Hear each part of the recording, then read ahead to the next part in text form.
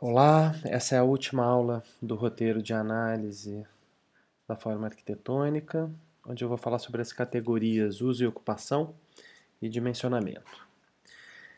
A categoria uso e ocupação diz respeito às atividades humanas abrigadas por um edifício e, em geral, é o modo através do qual a gente, enquanto leigo, melhor conhece a arquitetura, porque a gente habita edifícios, usa, né, se relaciona com eles dessa maneira, através da vida prática, e em parte é por essa razão que eu deixei essa categoria por últimos, para que a gente pudesse primeiro pensar na forma e no espaço de uma maneira diferente, mais abstrata, a partir da sua geometria, das relações, e, por fim, a partir da dimensão funcional, da dimensão de uso da arquitetura.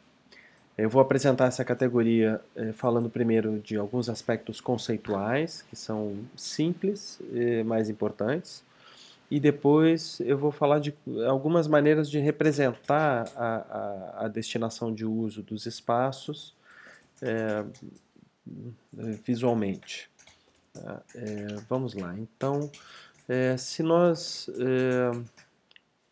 pegarmos uma planta de arquitetura, a maneira mais comum que a gente tem de entender o uso e ocupação do espaço é através de uma destinação funcional dada a cada espaço ou compartimento. Por exemplo, na Ville Savoie do Le Corbusier, esse espaço aqui embaixo é o espaço da sala, a sala de estar, recebe esse nome, e a expectativa é que o uso desse espaço esteja relacionado com o que acontece em salas de estar.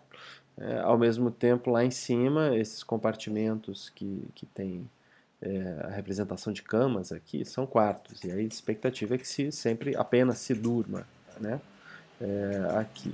E do mesmo modo a gente tem os banheiros, cozinha ao lado da sala, portanto tem uma correspondência entre espaço e função.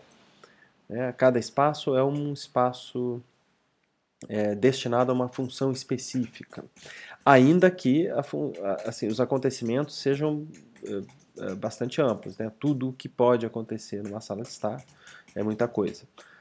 Mas existe uma relação de especificidade funcional para cada tipo de espaço.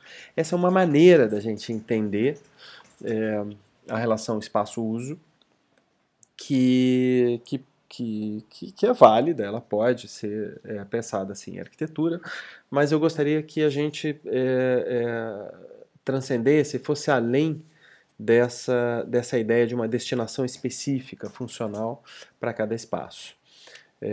Se vocês lembrarem da aula sobre espaço que o professor Mahfouz discute conceitos sobre o espaço do século XX, que eu sugeri que vocês vissem, ele vai falar sobre uma arquitetura tradicional em que as paredes têm a função de sustentar o edifício e, ao mesmo tempo, configuram espaços estanques. E ali ele lembra que não existe, nesse tipo de arquitetura, uma destinação específica, funcional para cada espaço. Ou seja, uma sala pode, numa época, ser usada como uma sala de estar, na seguinte como cozinha, na seguinte como um espaço de dormir. Existe uma ideia que está por trás dessa desvinculação entre uso e espaço, que é a ideia da autonomia da forma e do espaço em relação ao seu uso. A autonomia da forma do espaço diz respeito à ideia de que a forma do edifício ela permanece, enquanto que o uso é transitório. Então a gente pode imaginar que uma vila palladiana, né, do arquiteto Andrea Palladio, pode ter funcionado durante as primeiras décadas da sua existência como uma vila para uma família que habitava a região próxima de Veneza e a família inteira vivia ali e era sede de uma unidade produtiva dos campos dessa família que estava ali. Mas passado algum tempo, essa família volta para outra cidade, ou a parte dessa família morre, ou parte dessa família aumenta, e o uso desses compartimentos ele vai se transformando conforme a necessidade. Portanto, tem uma questão de tempo que aparece aí, né? A arquitetura ela tende a durar mais do que as atividades que acontecem ali, né? E de fato essa edifício, a Vila Rotonda, ela está lá até hoje, né? Perto da cidade de Vicenza, onde ela é um monumento, ela é um espaço para ser visitado, ela não funciona mais como casa. Ao longo da história, ela teve diferentes usos, eu não saberia dizer quais, né, mas a gente consegue imaginar que um edifício como esse pode ter sido ocupado durante a guerra, pode ter sido é, é, comprado e onde viveu uma família, uma pessoa. Quer dizer, a gente não sabe como que um edifício necessariamente vai ser usado, nem sabe-se que destinação vai ser dada a cada compartimento. Então, isso faz parte do cotidiano dos edifícios. Quartos são transformados em escritórios, paredes são derrubadas e, e uma cozinha daqui a pouco vira uma outra coisa, um compartimento que era depósito passa a ser o quarto de alguém. Então é muito comum que a gente veja que essa destinação específica pensada para uma casa no momento do seu projeto, né, ela vai ser subvertida pela, pela transformação das necessidades práticas ao longo do tempo. Tá? Então, por isso que a gente vai olhar, e já olhou, né, para os espaços sem falar especificamente da destinação deles. A gente quer entender qual a forma do espaço e qual é as relações entre os espaços e, claro, entender o seu potencial de uso, né, mas não tratando esse potencial de uso como algo fixo e definitivo. Tá? Então, por isso, o nosso olhar primeiro foi mais abstrato para o espaço. Bom, em se tratando de potencial de uso, aí tem um aspecto que eu acho que é muito importante a gente esclarecer. Então, se eu disse até agora que existe uma autonomia entre uso e a forma do espaço, né, essa autonomia não é completa. O que eu quero dizer é o seguinte, que existem espaços que bancam determinados usos, mas que não bancam outros. Espaços que suportam determinado tipo de atividade, mas que não suporta todas. Então, se a gente pegar essa própria Vila Rotonda, é importante notar que existe todo um pavimento inferior correspondente ao embasamento do edifício, que era onde ficavam as atividades de serviço. Por ali entravam cocheiros, animais, carruagens, se mantinha os animais que iam ser mortos para alimentar a família, provavelmente serviçais, empregados dessa família também habitavam ali, os mantimentos provavelmente estavam ali, a produção desses alimentos, que era uma coisa meio suja, poderia acontecer ali embaixo também, e é justamente o espaço próximo do chão. Ele é um espaço, os espaços desse embasamento, eles não são muito nobres, eles não são revestidos e não são de tamanho muito grande. Portanto, existe uma relação entre as características do espaço, qualidades ambientais e a sua capacidade de exercer uma função dentro do conjunto do edifício. Por outro lado, no pavimento logo acima, que a gente chama de piano nobile, o pavimento nobre, que está destacado do chão e ao qual você chega através de uma escada grandiosa, ali existem vários espaços que tendem a ser, né, ocupados pela família que era dona da casa. E eu disse que esses espaços não tinham função específica, porém, se a gente olhar com atenção, você vai ver que tem espaços que, evidentemente, são usados para acessar o edifício. né, espaços próximos das entradas. Bom, ali existe uma função específica. Ao mesmo tempo, o espaço central ele tem maior vantagem para distribuir a circulação para as diferentes entradas. Então ele tem outra função e por ali a gente também acessa as escadas. Os espaços que estão nos quatro cantos, por outro lado, eles estão também mais próximos da entrada, eles são maiores, então eles abrigam certas funções que talvez os menores não consigam abrigar. Né? Então, claro que não quer autonomia entre espaço e função, não quer dizer uma desvinculação total. Você pode olhar para as características dos espaços, para suas dimensões, para a relação com os outros espaços, se eles estão muito próximos das entradas, se eles são facilmente acessíveis, ou se eles são muito segregados, distantes, né? Ou se eles têm boa iluminação ou pouca iluminação, se eles têm pouca ou muita privacidade, se eles estão orientados para uma parte mais quieta do terreno ou mais próximos da rua. Dependendo dessas características, a gente vai entender que os espaços têm maior ou menor capacidade de atender ou abrigar determinados usos. Então, no espaço doméstico, né, da casa, que nos interessa aqui, a gente vai sempre notar que aqueles espaços destinados ao sono ou à intimidade não são posicionados em lugares semelhantes àqueles destinados a uso social, ao convívio com as visitas, por exemplo. Então, é importante, quando a gente estiver falando sobre a destinação de uso nas análises, né, que nós entendamos não apenas qual o uso pensado para aquele lugar, e marquemos ali com uma legenda, mas é importante que entendamos quais as características espaciais, ambientais, de localização, né, de relação com o contexto, que proporcionam, que fazem com que esses espaços possam abrigar aquele uso. Então, se esse aqui é um quarto, por que é que o quarto está aqui? Essa é a pergunta que deve ser feita. Tá? Então, não sei se fui claro, espero que tenha sido. Né? A ideia de que existem características importantes para abrigar determinados usos, mas não necessariamente essa destinação funcional é talhada em pedra, né? Ela é definitiva e fixa. Bom, vamos entender isso falando então sobre como representar os usos a partir do nosso exemplo aqui na casa em Ribeirão Preto. Né? Primeiro lugar, eu estou propondo para vocês três maneiras de legendar a planta, basicamente é isso, a planta ou corte, né?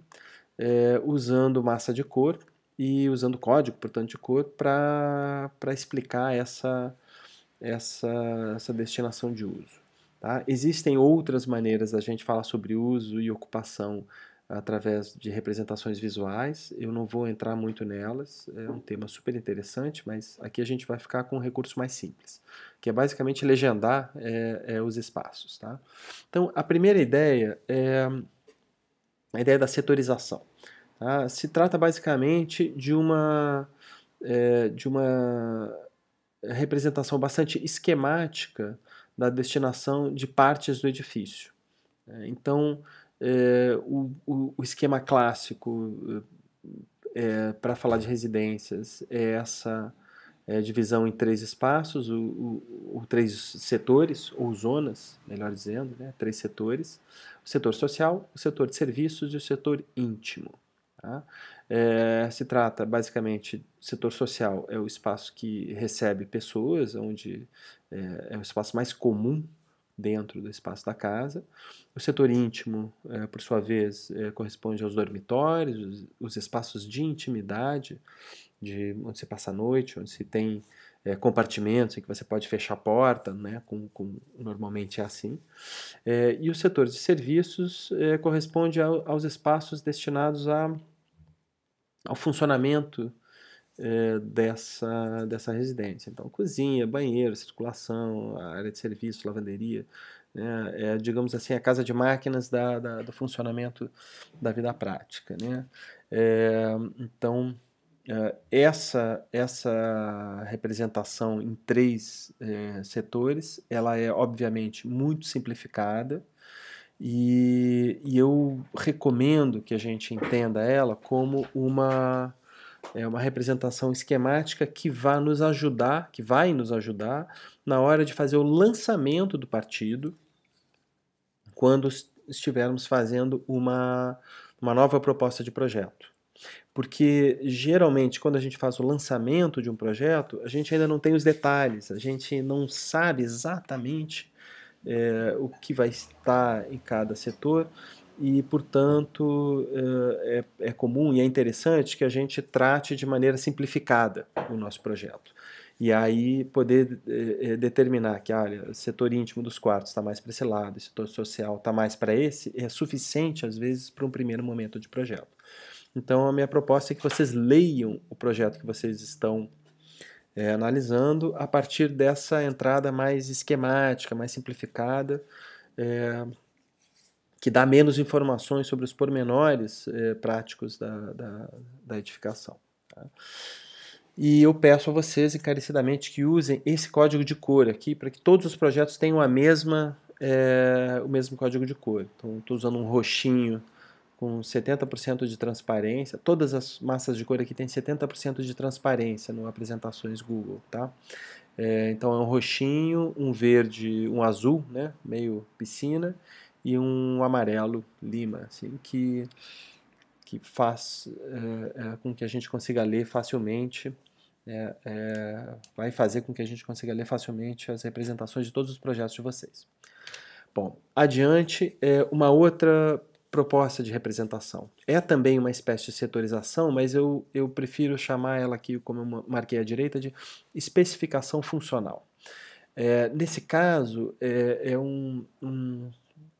uma proposta de descrever com maior precisão a função dos espaços. E aí a legenda começa a ter um maior número de categorias. Né? Então, comecemos pelo social. O social ainda é uma categoria grande que engloba sala de estar, mas nesse caso aqui engloba também uma biblioteca que está atrás dessa espécie de biombo aqui, engloba também o espaço da mesa de alimentação, que não tem uma sala específica para si, portanto não existe uma ideia de sala de jantar aqui, a gente está falando de uma grande sala, né, um salão, e que eu estou chamando de social. Assim, claro que cada projeto pode pedir uma categoria a mais. Então, se por acaso vocês encontrarem uma sala específica para o jantar, lá só tem a mesa de jantar, pode ser fazer uma categoria específica para isso. Né? Mas aqui nesse caso fica muito claro que o grande salão é um setor social, então é isso, é o salão. Né? Eu proponho que vocês tragam a cozinha como um espaço específico, em especial porque é muito comum em casas contemporâneas que a cozinha se misture e se associe ao espaço social. Assim como também é comum a gente ver a cozinha segregada e separada na área, no setor de serviços. Né? Então, tirar a cozinha do setor de serviços e botar um setor específico para ela ajuda a gente a ler qual a relação entre cozinha e a zona social. Tá? Então, eu estou propondo cozinha como uma área específica aqui. Depois a ideia de serviços, aí são serviços assim, depósitos, algumas casas têm dependências de empregados, eu acho que poucas, né, ainda as casas que a gente está vendo, mas é possível que tenham, a lavanderia, área de serviço, às vezes tem a zona de equipamentos, casa de máquinas, aquecimento. Então, isso é o que a gente está chamando de serviços. É aquilo que eu me referi como a casa de máquinas do edifício, aquilo que serve para ele funcionar. Bom, e aí categoria banheiros, eu estou especificando que banheiro, nesse caso, que seja marcado como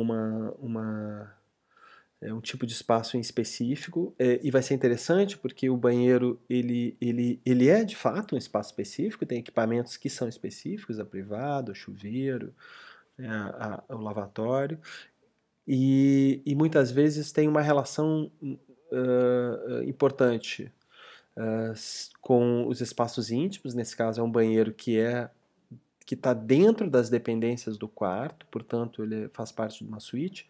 Depois tem esse outro banheiro aqui que ele é intermediário e ele é acessado pelo espaço livre da casa, espaço de circulação. Ele não está dentro de nenhum quarto, né? Ele é compartilhado por todas as pessoas da casa se quiserem. E depois tem um terceiro lavatório que a gente nem chama de banheiro, chama de lavabo. Inclusive eu deveria trocar o nome aqui, não deveria botar banheiro, devia ser sanitários, tá? Porque a gente está falando do lavabo, que é um lugar onde você não toma banho, mas tem uma privada e uma pia, né, para lavar as mãos. E está ligado mais diretamente com a zona social. Então esse aqui é o lugar da visita a acessar, né? Enquanto que esse aqui é dos filhos e esse aqui é o do casal que é residente na casa, que é a única suíte. Então, a relação do banheiro com os outros dos lavatórios, dos sanitários, desculpa, com os outros espaços da casa, ela pode variar. E aí é interessante a gente ver como que isso acontece, né? Vocês certamente vão encontrar casos em que o lavabo está dentro da zona social, está destacado de uma zona íntima. Então é interessante a gente ver onde é que eles estão. Depois eu propus uma zona de trabalho, que eu até comi mosca aqui, eu proponho rosa como legenda, mas na planta eu botei ele laranja aqui. Vamos deixar rosa, tá?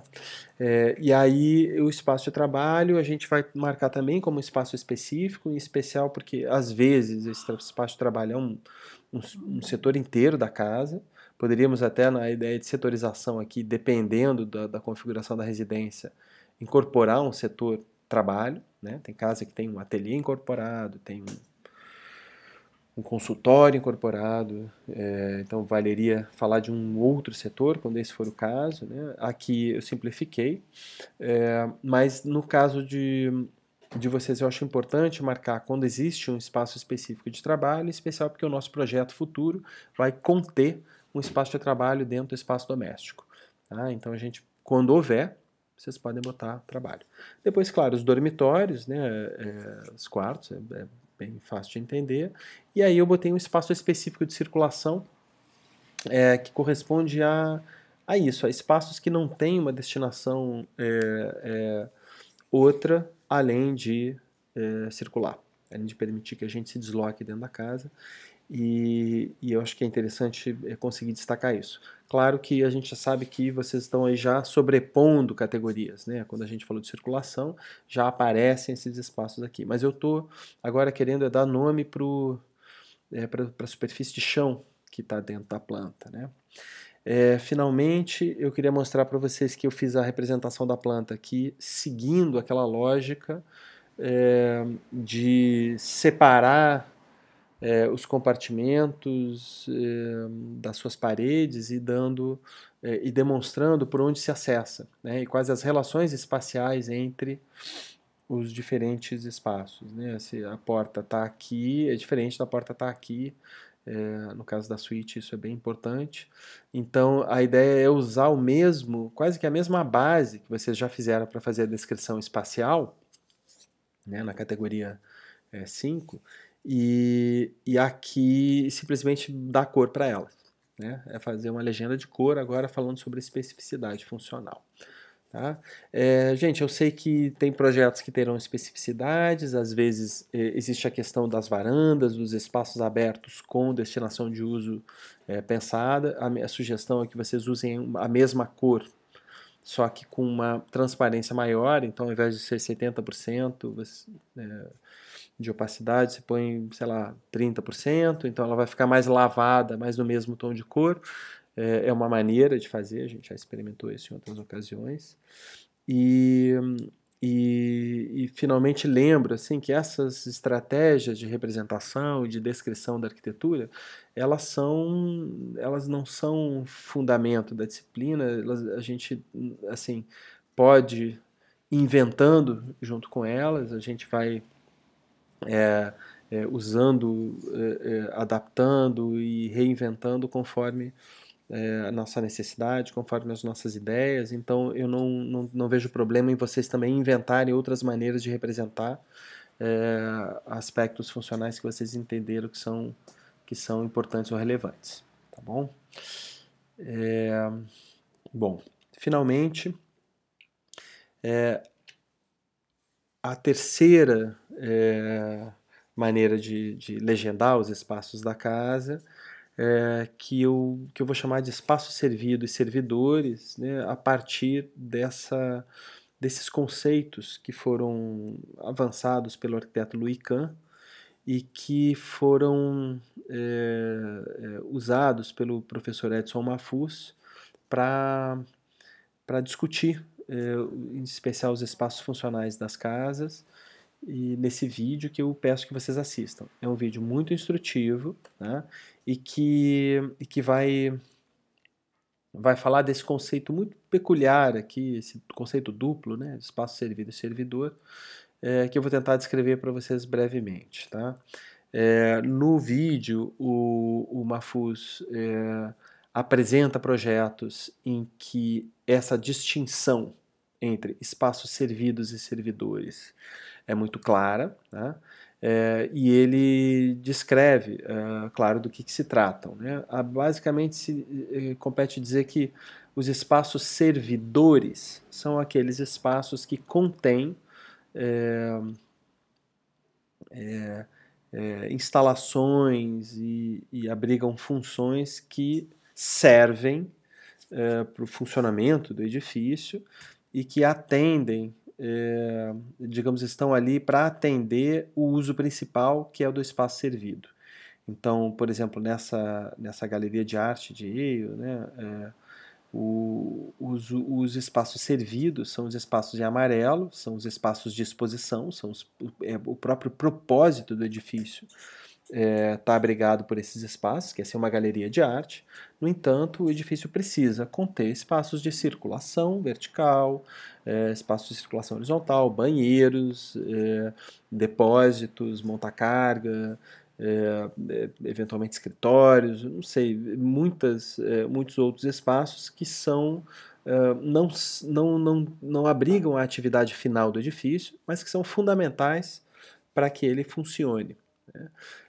Então, o espaço servidor são os espaços que servem, e os espaços servidos são aqueles que correspondem ao propósito do edifício. Tá? E o Mafuz apresenta apenas projetos em que onde essa distinção é muito clara, onde a distinção entre servido e servidor já é uma distinção prevista dentro da estrutura formal e espacial do projeto. Tá? Então, essa categorização servido e servidor, ela é muito importante para determinado tipo de projeto, para uma determinada maneira de pensar a organização do projeto, mas não vai ser útil para todos os projetos. Portanto, eu não dou como obrigatório que vocês todos façam o diagrama de servido e servidor. Apenas aqueles projetos que vocês entenderem em que é claro, que é importante fazer essa distinção. Ou seja, onde a estrutura formal e espacial do projeto já contém essa ideia de que existem espaços para servir e outros espaços que são servidos e que abrigam as atividades fim do edifício.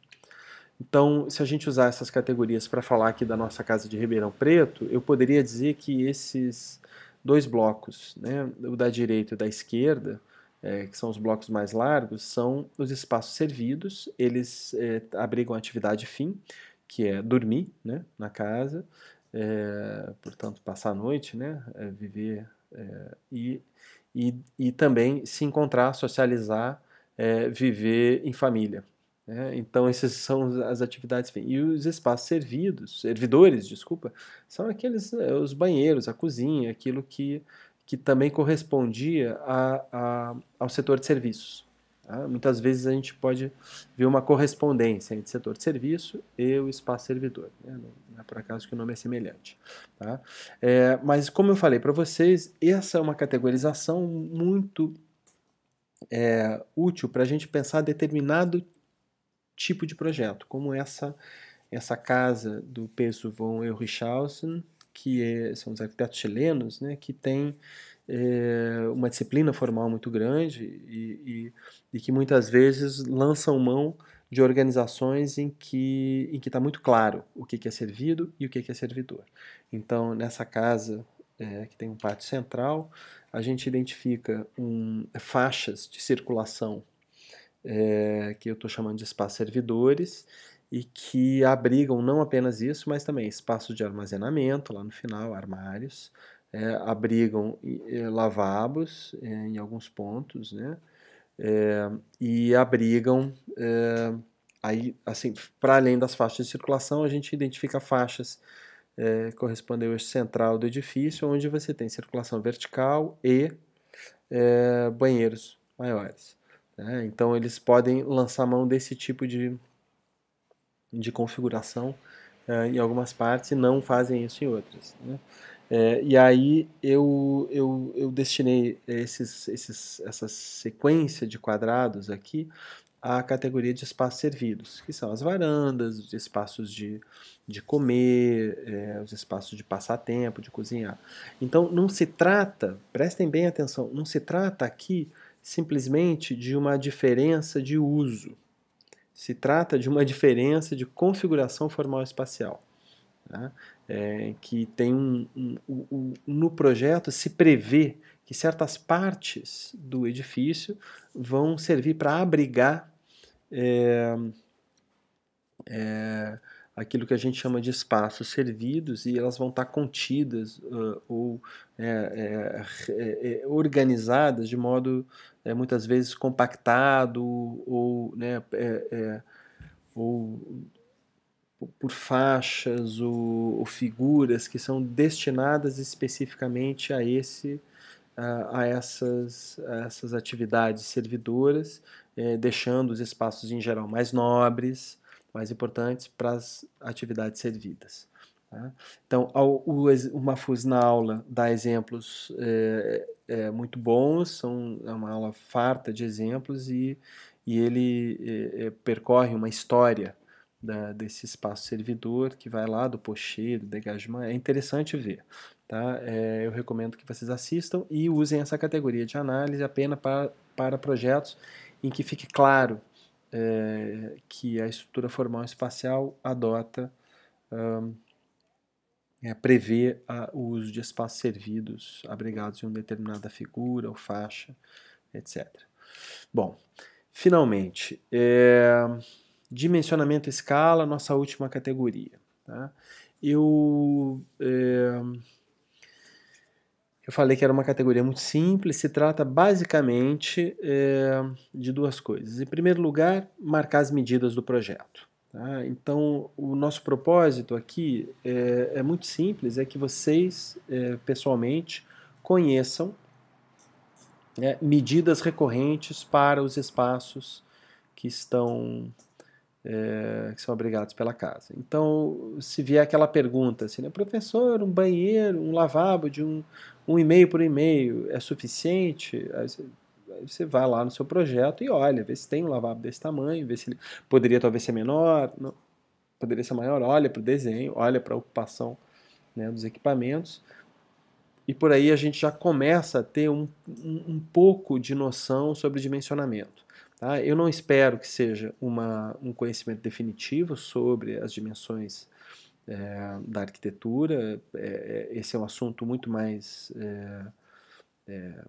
complexo, envolve um conhecimento de ergonomia do corpo humano, envolve também um repertório de espaços. Muitas vezes a gente usa manuais para entender o dimensionamento cabível para um determinado uso. Né? Tem livros que funcionam quase que como catálogos. A gente não vai entrar nessa seara aqui em CFA2, mas também não vai fazer nenhum tipo de voo cego. Certo? Então, quando vocês começarem naquele momento que tem que dimensionar os espaços, eu recomendo, né, lá no projeto de vocês no segundo exercício, eu recomendo que vocês voltem aqui, né, e vejam, olha, 2,70 serve para um quarto? Serve. né? Dá aqui para ver que esse edifício, essa casa tem. No entanto, a gente não consegue posicionar, por exemplo, um armário na frente da cama. Tem que posicionar ela do lado, porque o espaço que resta aqui não é suficiente para um armário mais circulação. Tá? Por isso, essa leitura dimensional do projeto, né, onde vocês vão marcar as dimensões numericamente, ela não deve ser uma coisa mecânica. Vocês têm que ler e entender, e especialmente entender olhando para o mobiliário. Tá? E é importante a presença do mobiliário nas plantas para poder identificar e ler o projeto. Se por acaso a representação que vocês têm não conta com mobiliário, eu peço que vocês desenhem e o façam com o dimensionamento correto. Tá? Então aqui a gente vê um dimensionamento de sofá de 3 lugares, sofá de 2 lugares, profundidade do sofá, né? Poderíamos falar da poltrona, tamanho da mesa para 6 lugares, né? São assim, poderia ter falado de cama aqui também, mesa de trabalho, eu parei antes, mas a ideia é poder sempre trabalhar com o dimensionamento do mobiliário que já existe, ou, se não existe mobiliário, fazer uma descrição do que vocês viram nas fotos, ou de como poderia ser ocupado o edifício, com o desenho do mobiliário adicionado à planta, mas sempre em dimensão correta. Tá? Para esse exercício, vai ser importante que vocês tenham a planta em escala, portanto, tanto pode ser uma planta impressa em escala, vocês vão lá com o escalímetro, quanto vem aquele exercício de abrir no Photoshop, botar em escala e pegar as dimensões, né, que está descrito num tutorial que eu forneci a vocês de uso do Photoshop. Tá? Então, minha recomendação é essa. Vocês vão no Photoshop se for com imagem digital ou com escalímetro se for uma imagem impressa.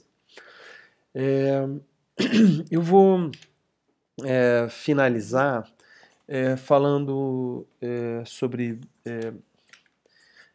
dois aspectos. Primeiro eu vou para cá, desculpa. Também queria recomendar que vocês trouxessem o dimensionamento a partir do corte. Né? Existem diferentes projetos que vocês estão analisando em que as alturas dos espaços variam. Às vezes, justamente a diferença de altura é aquilo que define uma diferença de caráter importante para o espaço. Então, nessa casa do H Architects, que já teve presente na aula anterior, a gente vê que tem pé direito muito alto no térreo. Esses números foram chutados, tá, gente? Mas eu acho que é mais ou menos por aí. Então, tem um pé direito alto no térreo, espaço mais generoso para a zona social e mais importante da casa. Depois, numa outra parte da casa, é mais íntima, mais aconchegante, o pé direito é muito menor e a correspondência entre ambiência, qualidade espacial e uso pode ser também lida por aí, né? Assim, quartos, às vezes o pé direito é menor, sala, o pé direito maior.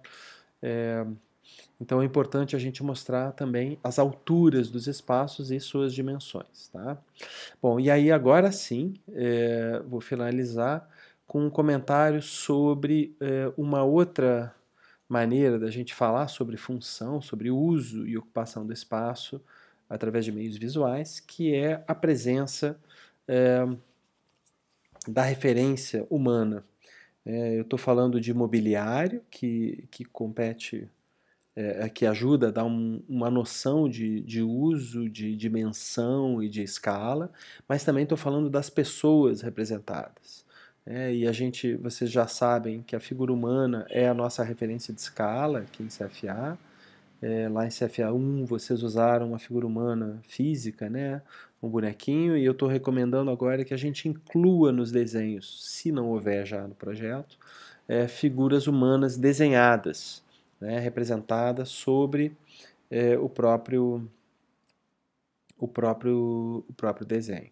Vocês podem fazer isso recortando da internet, pegando lá figura humana no Google Imagens, e aí cola em cima no Photoshop. Vocês podem imprimir o desenho e desenhar em cima. Vocês podem fazer um croquis no computador, direto no Apresentações Google. Por favor, não façam coisas horríveis. Tá? Vamos ter cuidado na hora de fazer o desenho. Aquele homem sorvete não precisa aparecer aqui. Tá? O homem-sorvete é aquele que é um triângulozinho, com os ombros largos para cima e uma bolinha em cima desse triângulo. Então, por favor, cuidado. Mas a representação da figura humana, especialmente em corte, pode ser muito útil, em especial para a gente entender a escala, como eu comentei com vocês. Mas não apenas para isso. Ela também pode servir como uma narrativa de ocupação do espaço. Então, essa pessoa aqui que está arrumando coisas na prateleira, ela está nos indicando que a altura máxima da prateleira é acessível a ela, então tem uma dimensão funcional aqui do projeto. Esse cara aqui está sentado no sofá, o que é ótimo, porque ele mostra, né, que é um espaço de relaxar, mas também tem outro aspecto importante, que é a partir do ponto de vista dele, sentado no sofá, ó, já que a janela tem um peitoril muito baixo, ele consegue ver as plantas do jardim, né? Ele não está, a visão dele não está obliterada por um peitoril um pouco mais alto. Então, a presença desse cara aqui justifica esse gesto de projeto aqui. Tá? Então, isso a gente pode não, sabe, pensar em termos de janelas altas, janelas baixas, pé direito alto, pé direito baixo, desnível, capacidade de ver através de mezaninos e vazios de dupla altura. Tudo isso esses aspectos da arquitetura podem ser sublinhados pela presença da figura humana e por às vezes também por um traçado que a gente pode botar aqui do ângulo de visão dessa figura humana em relação ao espaço adjacente. Então são recomendações que eu faço de representação que podem acompanhar essa categoria de dimensionamento e escala. Né? A figura humana e o mobiliário dão noção de escala, complementam uma leitura de uso, né, e ajudam a dar sentido para os números contidos nessa planta. Tá? E finalmente, se vocês forem fazer os desenhos, eu faço uma última recomendação, que é de fato tentar injetar um pouco de vida nessa representação da figura humana. Então, uma coisa é uma pessoa simplesmente sentada numa cadeira, né? Outra é ela sentada comendo, outra é ela sentada com a cadeira recuada para trás, bebendo, conversando com quem está aqui na sala. Quer dizer, são pequenas informações que aparecem através dos seres humanos representados aqui, que falam sobre o potencial de arquitetura, então da arquitetura, né? Então essa imagem serve para a gente ver como que se pode representar a figura humana em planta, mas também como que a gente pode injetar um pouco de vida nessa representação para poder ajudar a gente a compreender o potencial de uso social de uso do espaço, certo? Pode ser simples, não precisa sofrer muito para fazer isso, e se vocês não desenvolverem muito isso agora, no exercício que vem também vai dar para fazer isso de novo, tá bom? Então é isso. Uso e ocupação, dimensionamento, últimas categorias de análise. Espero que tenha sido esclarecedor aqui esse roteiro. Tá bom? Um abraço e a gente se vê na próxima aula.